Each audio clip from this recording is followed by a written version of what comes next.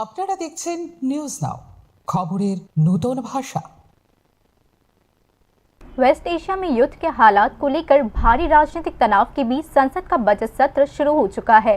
Israel Iran संघर्ष और भारत के इसके असर पर चर्चा की मांग को लेकर विपक्ष के हंगामे के कारण लोकसभा का पहला सत्र स्थगित कर दिया गया। संसद के बजट सत्र के दूसरे हिस्से का पहला दिन सोमवार को तनावपूर्ण राजनीतिक गतिरोध वाला रहा। संसद के बजट सत्र के दूसरे हिस्से की शुरुआत में सरकार को अशांत माहौल का सामना करना पड़ा। विपक्षी सांसदों ने जोरदार विरोध प्रदर्शन किया और वेस्ट एशिया में चल रहे संघर्ष पर चर्चा की मांग की, खासकर अमेरिका और उसके सहयोगी इजरायल के ईरान पर मिले जुले हमलों से जुड़े स्थिति और भारत पर इसके संभावित असर पर। युद्ध के हालात को लेकर विपक्षी पार्टियों के हंगामे के कारण लोकसभा की कार्यवाही स्थगित कर दी गई। लोकसभा सत्र बाद में मंगलवार सुबह 11 बजे तक के लिए स्थगित कर दिया गया। मिडिल ईस्ट में है तो क्या कार्रवाई सरकार कर रही, आप क्या परिचय दे रहे हैं?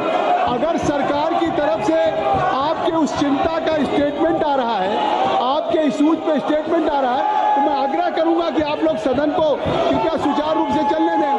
आप सुनिए, माननीय विदेश मंत्री जी जो आप सवाल को उठाना चाहते हैं उसका जवाब दे रहे, स्टेटमेंट दे रहे हैं, आप सुनना नहीं चाहते।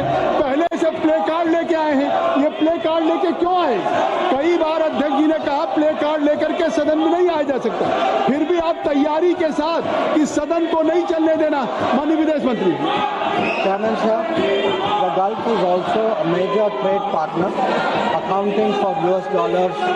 इसी बीच विपक्ष ने स्पीकर ओम बिरला के खिलाफ अविश्वास प्रस्ताव पेश किया है। इसी बीच विदेश मंत्री एस जयशंकर ने पहले राज्यसभा और बाद में लोकसभा में वेस्ट एशिया के हालात पर बात की। उन्होंने संसद को गल्फ कंट्रीज से भारतीय नागरिकों की स्वाभाविक वापसी की तैयारियों और एनर्जी सप्लाई से जुड़े चिंताओं के बारे में भी बताया।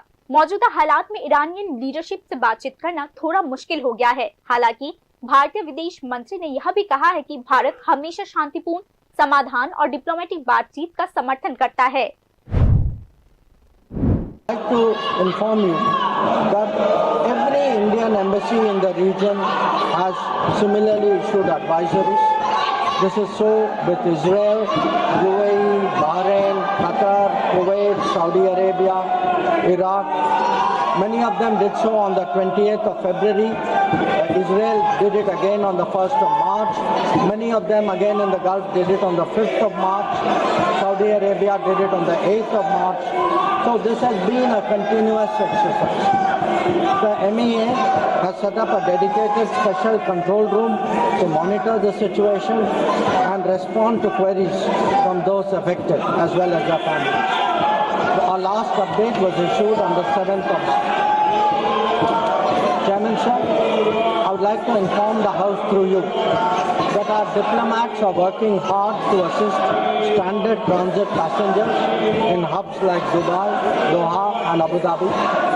They have facilitated international border crossings for Indian nationals, including from UAE to Oman and from Qatar, Kuwait and Bahrain to Saudi Arabia.